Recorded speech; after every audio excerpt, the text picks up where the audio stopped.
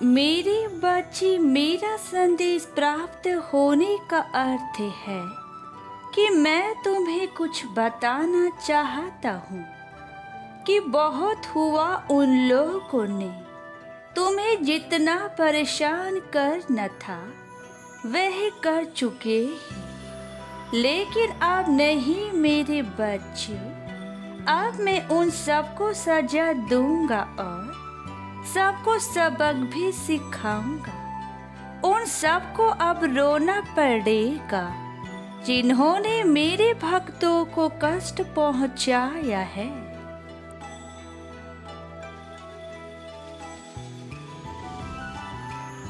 उन्हें अपने किए हुए कर्मों पर पछताना पड़ेगा।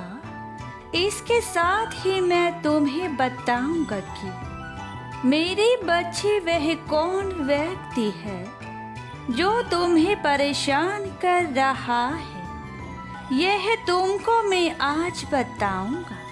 जिस प्रकार जन्म देने वाली माँ के सामने उसके बच्चे को यदि कोई परेशान करता है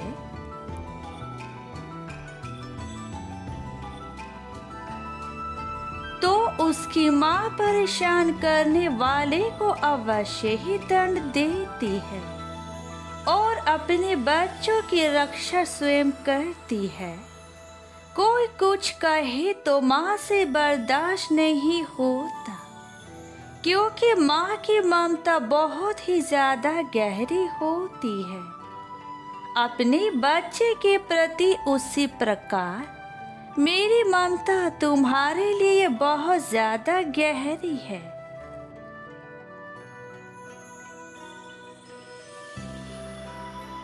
और तुम्हारी गलती के बिना तो तुम्हें कोई परेशान करे यह मैं बर्दाश्त नहीं कर सकता। मेरे क्रोध का उस व्यक्ति को सामना करना ही होगा जिसने तुम्हारे साथ गलत किया होगा। उसको तुम्हारे पिता अवश्य ही दंड देंगे मेरे बच्चे।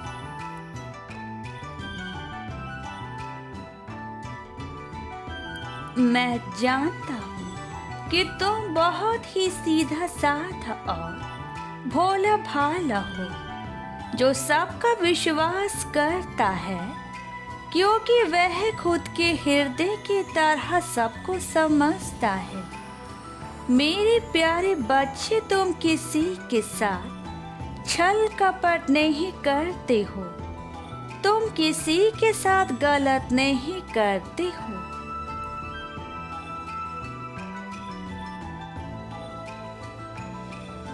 तो कोई मेरे बच्चे के साथ भी गलत नहीं कर सकता है।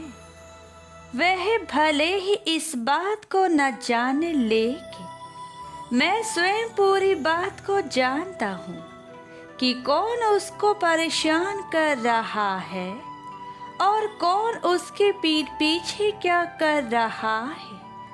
मुझसे कोई भी बात छुपी हुई नहीं है मेरे बच्चे।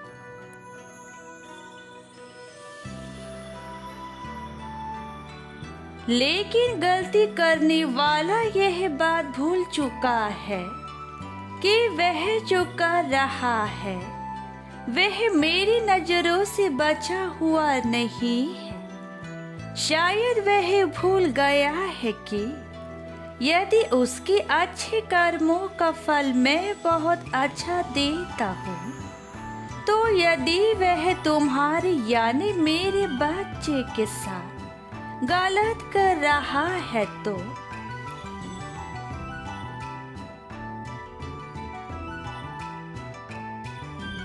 मैं उसे अवश्य ही दंड दूंगा।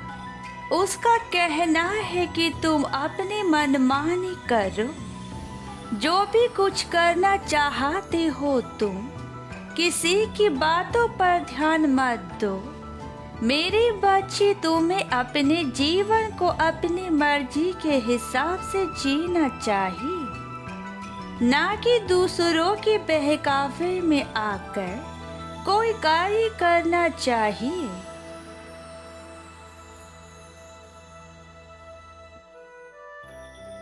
उसकी कही हुई यह बात कि तुम पैसे अपनी मर्जी के हिसाब से खर्च करो और खूब खर्च करोगे तो वह तुम्हें बर्बादी का एक रास्ता पर ले जाने का उसका प्रयास होगा, जिससे कि तुम बर्बाद हो जाओ, जीवन में कोई तरक्की ना कर पाओ। उसका यह भी कहना है कि तुम्हें काम करने की क्या जरूरत है।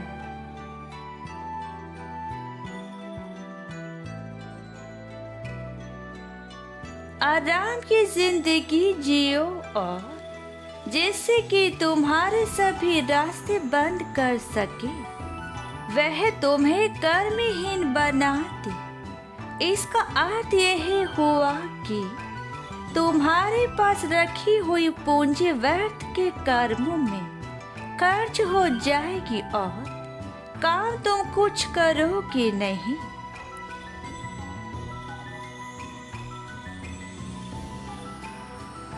तो तुम अपने आप ही अपने स्तर से बहुत नीचे चले जाओगे और तुम्हारे हालात खराब हो जाएंगे, जिससे कि तुम अपने जीवन में दर दर की ठोकरें खाने लगोगे, लेकिन तुम्हारे शरीर को मिली हुई आराम की आदत को तुम छुड़ा नहीं पाओगे।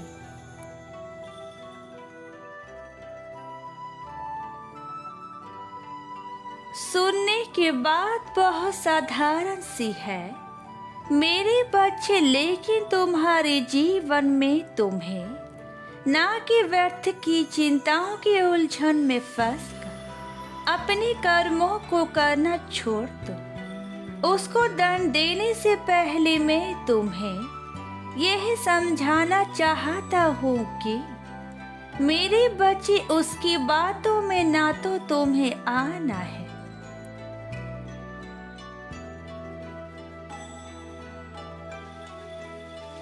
और ना ही जैसा वह कह रहा है वैसा तुम्हें करना है, क्योंकि तुम्हारा पूरा जीवन ही व्यर्थ हो जाएगा।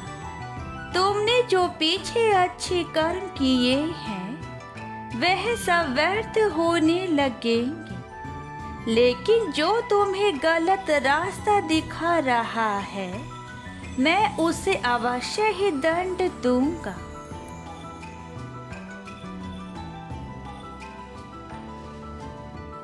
उसे मेरे क्रोध का सामना करना पड़ेगा। मैं तुम्हारे साथ हूँ मेरे बच्चे। मैं जानता हूँ कि तुम बहुत अच्छे हो और तुम्हारा मन में सदैव आशंका लगी रहती है कि तुम्हारे साथ गलत क्यों हो रहा है। यह प्रश्न तुम्हारे मन के अंदर बार बार घूमता रहता है।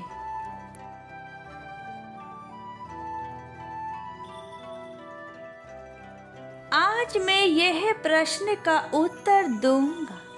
तुम्हारे मन की हर शंका को निश्चित ही दूर करूंगा। तो मेरी बोली हुई बातों पर विशेष ध्यान देना, क्योंकि बातों पर ध्यान नहीं दिया तो समझोगे नहीं मेरे बच्चे। यह प्रश्न जरूर उठता होगा कि पूरे लोगों के साथ अच्छा क्यों होता है।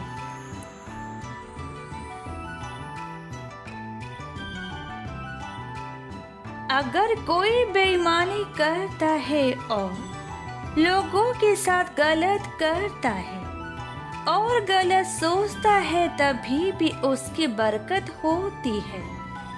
वही सबके साथ अच्छा करने वाले और भला सोचने वाले के साथ हमेशा बुरा होता है। यह एक ऐसा प्रश्न है जो मेरे हर बच्चे के दिल में आता है।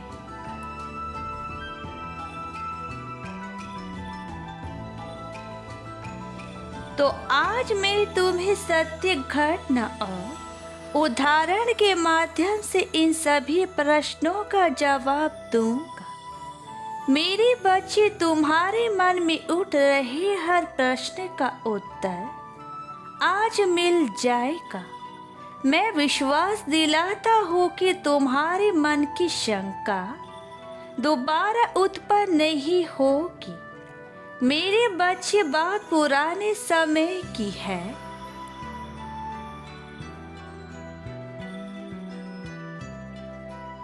जब एक नगर में दो पुरुष रहते थे।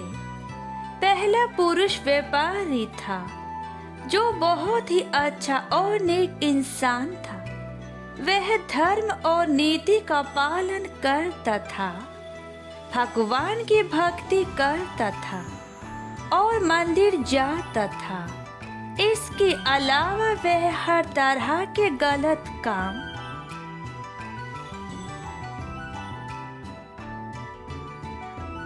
और गलत संगति से दूर रहता था। लेकिन दूसरा व्यक्ति इसके बिल्कुल विपरीत और दुष्ट प्रवृत्ति का था। वह हमेशा गलत कार्य करता था। मंदिर जाने की बजाय वहां से पैसे और चप्पल चुराता था, झूठ बोलता था और नशा करता था। एक दिन की बात है,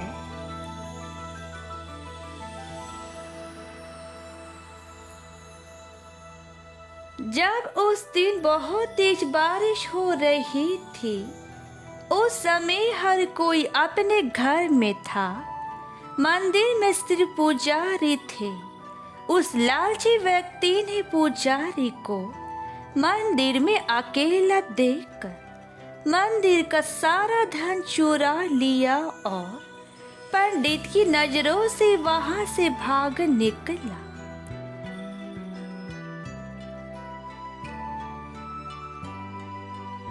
कुछ समय पश्चात वहीं पर वह वाला व्यापारी मंदिर में दर्शन के लिए गया तो उस पर चोरी करने का इल्जाम लग गया। वहां पर लोग जमा हो गए और व्यापारी को भला बुरा कहने लगे। जैसे ही वह व्यक्ति मंदिर के बाहर निकला, उसको एक गाड़ी ने टक्कर मार दी।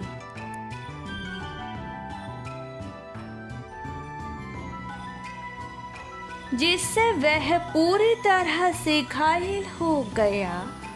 वापसी में जब व्यापारी अपने घर जा रहा था तो उसे वही दुष्ट व्यक्ति मिला। वह खुशी में झूमता हुआ जा रहा था और बोल रहा था कि आज तो किस्मत ही चमक गई, एक साथ इतना सारा धन हाथ लगा है।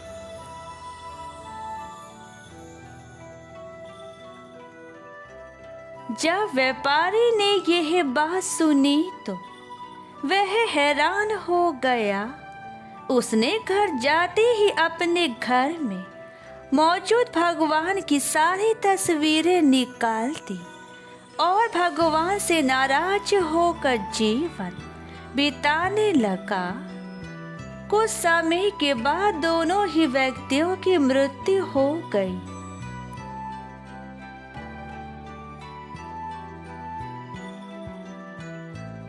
और दोनों यमराज के सामने गए तो उस व्यापारी ने नाराज स्वर में यमराज से प्रश्न किया कि मैं तो सदैव ही अच्छे कर्म करता था, जिसके बदले मुझे अपमान और दर्द मिला, और इस अधर्म करने वाले दुष्ट को नोटों से भरी पोटली मिली। आखिर ऐसा क्यों?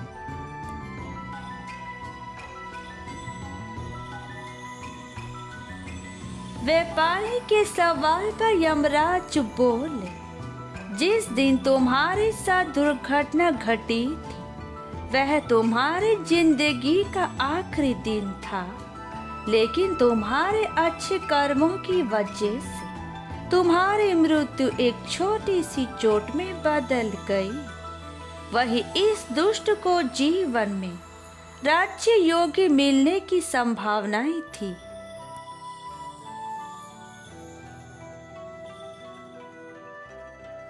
लेकिन इसके बुरे कर्मों के चलते राज्यों के एक छोटे से धन की पोटली में बदल गया।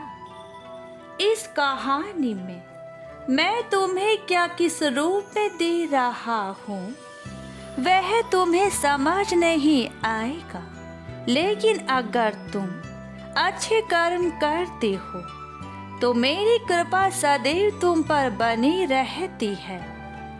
मेरे बच्चे, तुम्हें कभी भी अपने कर्मों को बदलना नहीं चाहिए।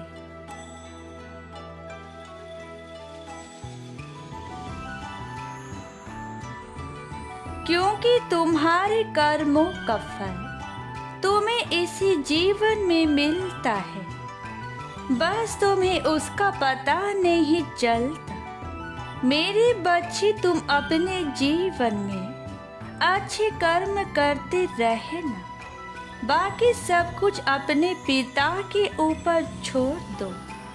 मेरे बच्चे, अब मैं चलता हूँ। सदा खुश रहो मेरे बच्चे, तुम्हारा कल्याण हो।